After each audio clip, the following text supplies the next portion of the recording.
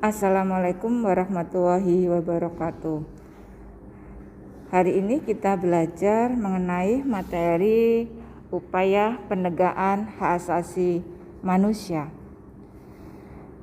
Kalian kemarin sudah melakukan identifikasi kasus pelanggaran hak asasi manusia, baik dalam bentuk diskriminasi maupun dalam bentuk penyiksaan. Apakah pelanggaran bersifat ringan maupun bersifat berat. Untuk meminimalisir terjadinya kasus pelanggaran hak asasi manusia, maka diperlukan upaya penegakan hak asasi manusia. Upaya penegakan hak asasi manusia bisa dilaksanakan oleh pemerintah atau oleh masyarakat. Upaya yang dilakukan pemerintah yang pertama yaitu instrumen hak asasi manusia. 1. Berupa peraturan perundang-undangan.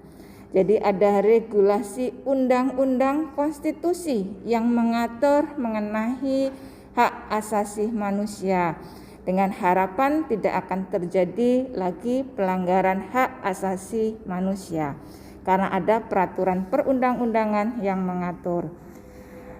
Di antaranya Undang-Undang Nomor 39 Tahun 1999, undang-undang yang mengatur mengenai hak asasi manusia.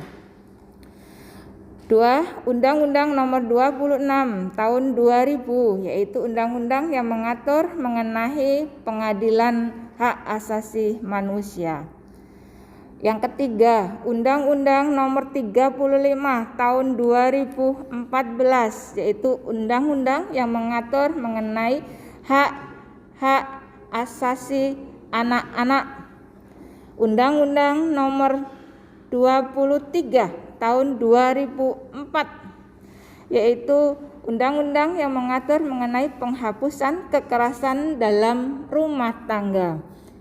Kemudian ada ketetapan MPR nomor 18 MPR 1998, yaitu ketetapan yang mengatur mengenai hak asasi manusia secara umum sebagai pemberian Tuhan yang Maha Esa.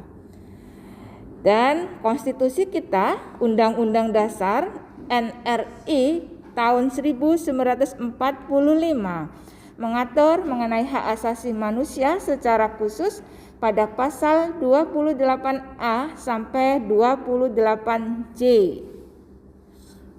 Itu adalah instrumen hak asasi manusia yang dibuat oleh pemerintah sebagai upaya penegakan hak asasi manusia.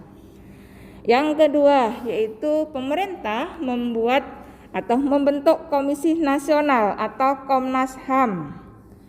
Komnas HAM bisa meliputi, yaitu ada beberapa, Komnas HAM, kemudian yang kedua Komnas Perlindungan Anak, yang ketiga Komnas Perlindungan Perempuan, yang keempat Komnas Perlindungan Usaha dan Konsumen.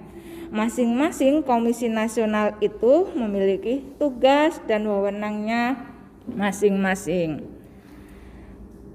Yang ketiga yang dilakukan pemerintah yaitu membentuk peradilan hak asasi manusia yang tadi sudah diatur di dalam Undang-Undang Nomor 26 Tahun 2000. Yang keempat yaitu adanya kerjasama internasional. Artinya bahwa dalam pelanggaran hak asasi manusia itu apakah dalam bentuk diskriminasi maupun penyiksaan, ada kejahatan kemanusiaan seperti pembunuhan, perampokan yang menyebabkan hilangnya nyawa seseorang, itu bisa kerjasama internasional.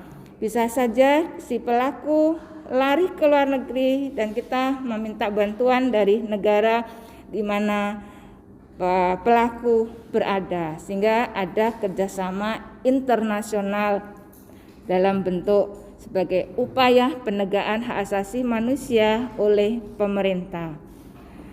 Kemudian di sana ada juga pemerintah membuat suatu kurikulum dengan memberikan materi hak asasi manusia.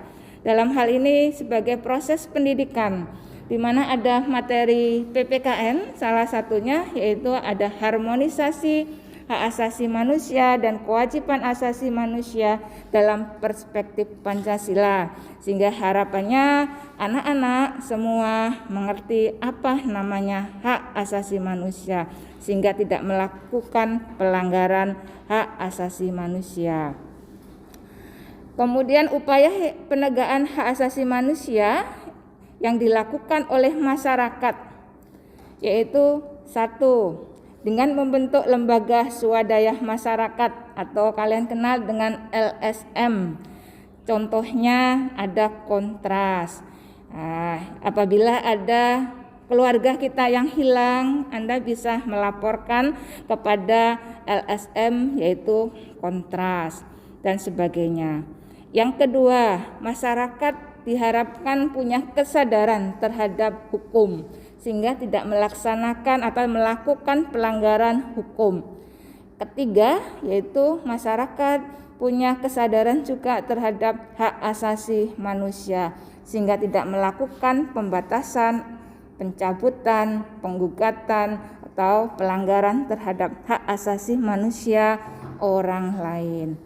Demikian materi upaya penegakan hak asasi manusia, dengan harapan kita tidak melakukan pelanggaran terhadap hak asasi manusia.